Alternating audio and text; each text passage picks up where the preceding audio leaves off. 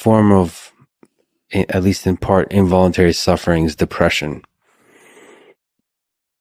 Do you have advice for people on how to find a way out? You're a man who has suffered in this way, perhaps continue to suffer in this way. How do you find a way out? The first thing I do as a clinician, if someone comes to me and says they're depressed, is ask myself a question. Well, what does this person mean by that? So I have to find out, because maybe they're not depressed, maybe they're hyper anxious, or maybe they're obsessional. There's various forms of powerful negative emotion. So they need to be differentiated. But then the next question you have to ask is, well, are you depressed? Or do you have a terrible life? Or is it some combination of the two? So if you're depressed, as far as I can tell, you don't have a terrible life. You have friends, you have family, you have an intimate relationship, you have a job or a career. You're about as educated as you should be given your intelligence. Use your time outside of work wisely. You're not beholden to alcohol or other temptations. You're engaged in the community in some fundamental sense, and all that's working. Now, if you have all that and you're feeling really awful, you're either ill or you're depressed. And so then sometimes there's a biochemical route to that, treatment of that. My experience has been as a clinician is if you're depressed, but you have a life and you take an antidepressant, it will probably help you a lot. Now, maybe you're not depressed.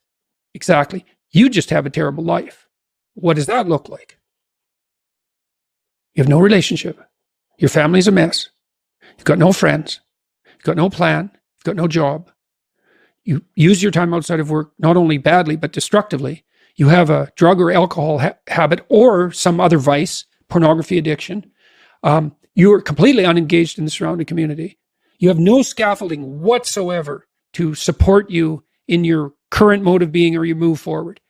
And then as a therapist, well, you do two things. Well, if it's depression per se, well, like I said, there's sometimes a biochemical route, a nutritional route. There's ways that can be addressed. It's probably physiological if you're, at least in part, if you're depressed but you have an okay life. Sometimes it's conceptual. You can turn to dreams, sometimes to help people, because dreams contain the seeds of the potential future. And if your person is a real good dreamer and you can analyze dreams, that can be really helpful. But that seems to be only true for more creative people. And for the people who just have a terrible life, it's like, okay, you have a terrible life. Well, let's pick a front. How about you need a friend, like one sort of friend? Do you know how to shake hands and introduce yourself? I'll have the person show me. So let's do it for a sec. So it's like this. Hi, I'm Jordan. Right? And people don't know how to do that. And then they can't even get the ball rolling. For the listener, Jordan just gave me a firm handshake. Yeah, as opposed to a dead fish. And there's these elementary social skills that hypothetically, if you were well cared for, you learned when you were like 3. Yeah. And sometimes I had lots of clients to whom no one ever paid any attention. And they needed like 10,000 hours of attention. And some of that was just listening, because they had 10,000 hours of conversations they never had with anyone. And they were all tangled up in their head.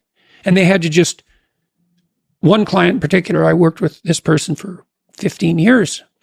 And what she wanted from me was for me just to shut the hell up for 50 minutes, which is very hard for me, and to just tell me what had happened to her. And then what happened at the end of the conversation, then I could discuss a bit with her.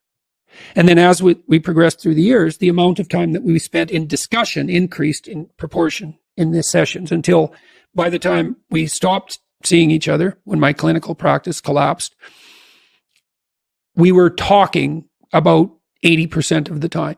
But she'd never been attended to properly, ever. And so she was an uncarved block in the Taoist sense, right? She hadn't been subjected to those flaming swords that separated the wheat from the chaff. And so you can do that in therapy.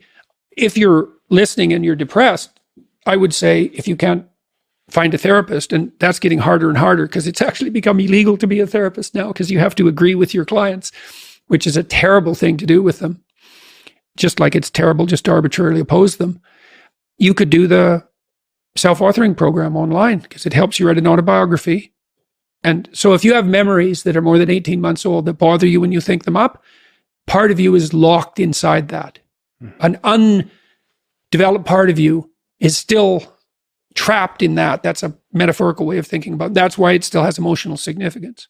So you can write about your past experiences, but I would say wait for at least 18 months if something bad has happened to you, because otherwise you just hurt yourself again by encountering it.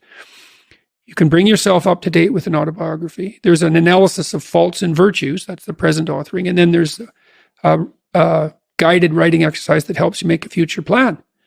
That's young men who do that, could go to college. Young men who do that, 90 minutes, just the future authoring, 90 minutes. They're 50% less likely to drop out. That's all it takes.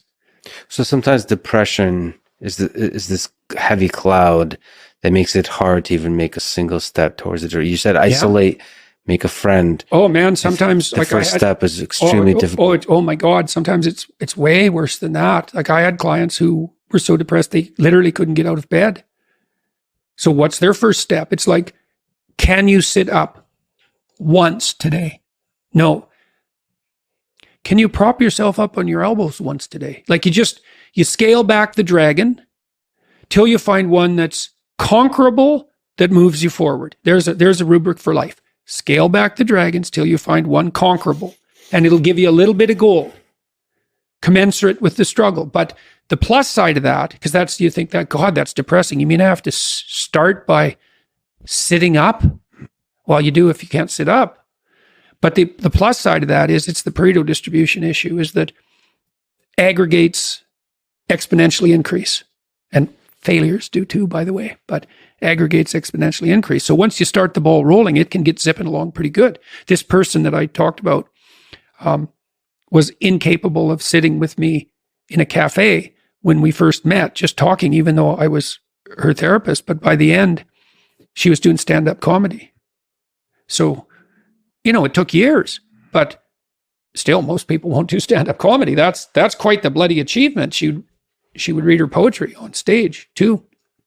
So for someone who was petrified into paralysis by social anxiety and who had to start very small, it was a hell of an accomplishment.